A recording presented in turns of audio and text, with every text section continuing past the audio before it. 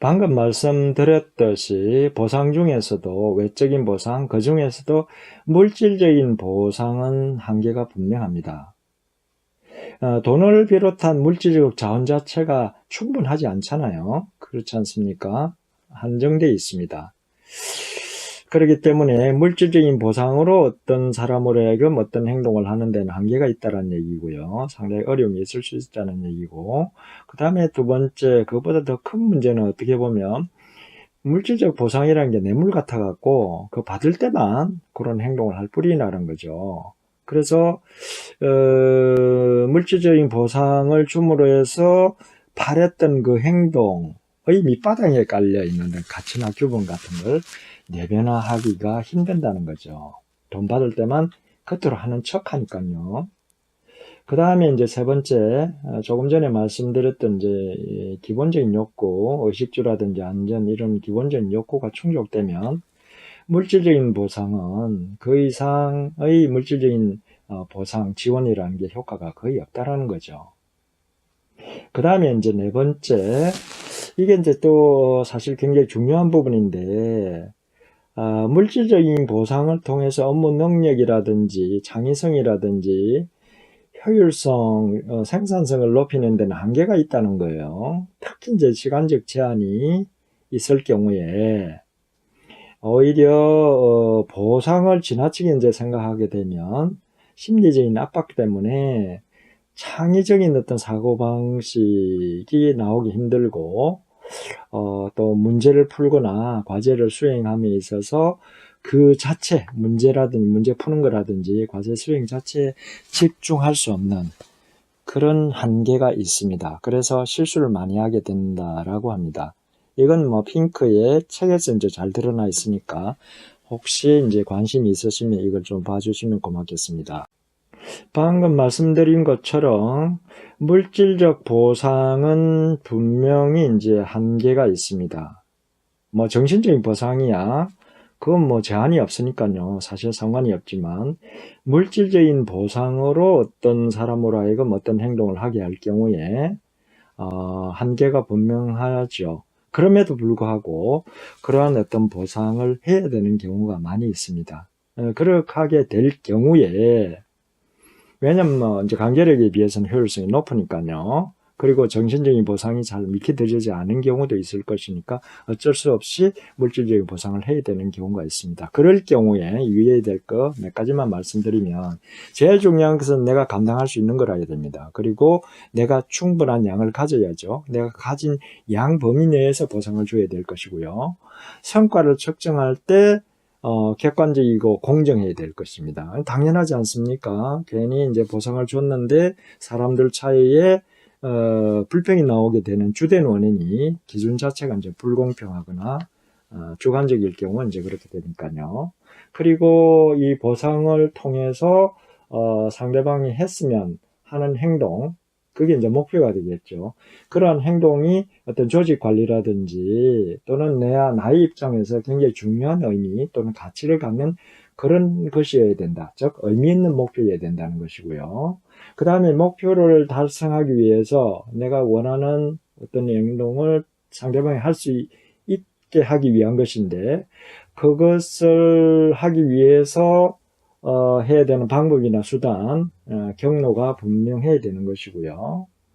그리고 이제 조직에 적용하게 될 경우에 약간은 구성원들 간의 경쟁을 유발해야 되고 또 목표 자체는 다소 너무 쉬우면요 의미가 없으니까 약간 어려워야 되는 것이고 당연히 주어지는 보상은 누구든지 가치 있다고 생각하는 것을 주어져야 될 것입니다. 그리고 조직 내에 이제 보상을 주게 될 경우에 구성원들에게 주는 경우에 경쟁을 시킬 경우 경쟁의 규칙은 공평해야 되고 또 그 규칙은 엄격하게 집행이 되어야 될 것입니다. 성과를 배분할 때 어려울수록 더 많은 보상을 줘야 되는 것이고 또한 보상을 받기 위해서는 최소한 이 정도는 해야 된다는 조건이 갖춰져야 됩니다. 이건 뭐 너무 잘 아시는 거죠.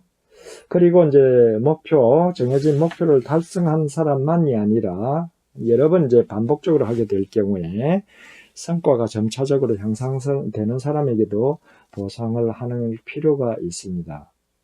마지막으로 물질적인 보상만 하게 될 경우에 이 외적인 보상이기 때문에 행동의 가치나 규범을 내면화하기 힘들잖아요. 그래서 비물질적인 보상을 함께 함으로써 물질적인 보상의 어떤 한계라든지 또 양이 적기 때문에 생겨나는 그런 문제점을 충분히 이제 보완할 수 있도록 비물질적인 보상을 함께 사용하는 것이 좋습니다. 물질적 보상과 함께 사용할 경우 효과적일 수 있는 물질적 보상의 효과를 높일 수 있는 비물질적 보상에는 대체로 이제 세 가지 종류가 있을 수 있습니다. 첫 번째 이제 소속감이겠죠. 소속감을 강화시켜 주는 거. 두 번째 인정이나 자아 존중감을 높여주는 거. 그 다음 자아 실현에 대한 욕구를 충족시키는 이 크게 세 가지로 볼 수 있습니다. 먼저 소속감과 관련되는 것은 배지를 준다든지 일을 잘했을 경우 이런 거 징표를 주는 거죠. 그 다음에 이제 자격 제한을 풀어주는 거죠. 예를 들어서 임원 전용인데 VIP 전용인데 출입할 수 있는 자격을 준다든지 또 시설 이용 특권을 준다든지 이런 것들은 일종의 소속감을 높여주는 것이라고 할 수 있습니다. 두 번째는 이제 인정과 존중이라고 할 수 있는데 이런 것들은 이제 칭찬을 하는 게 가장 대표적인 것이고요. 그 다음에 이제 여러 사람들이 이제 축하해주는 이런 행사 이런 것들은 자신이 인정받고 자신의 가치를 확인하고 존중받는다는 느낌을 주게 하는 것이므로 굉장히 효과가 클 수 있습니다. 그리고 이제 세 번째는 자아 실현인데요. 자기가 자아를 실현할 수 있는 어떤 시간적 여유, 방식을 이제 주는 것이죠. 일을 잘했을 경우에 휴식 시간을 늘려준다든지, 휴가를 더 준다든지, 특별 휴가를 준다든지, 아니면 자기가 꼭 만나고 싶은 어떤 직장 내 임원이라든지 사장, 이 만남 시간을 준다든지 이런 것들을 통해서 자아 실현을 할 수 있는 기회를 늘려주는 것이죠. 아니면 어떤 일을 할 때 또는 어떤 그걸 선택을 할 때 더 많은 어떤 종류를 제공한다든지 아니면 우선적으로 이제 선택하게 함으로써 이게 나에 맞는 어떤 그런 어떤 선택을 할 수 있게끔 하는 거 이건 다 자아 실현을 할 수 있는 기회를 준다는 점에서 굉장히 효과가 클 수가 있습니다. 자, 이러한 이제 비물질적 보상이 물질적 보상과 함께 쓰일 경우에 그 효과는 훨씬 클 수가 있습니다.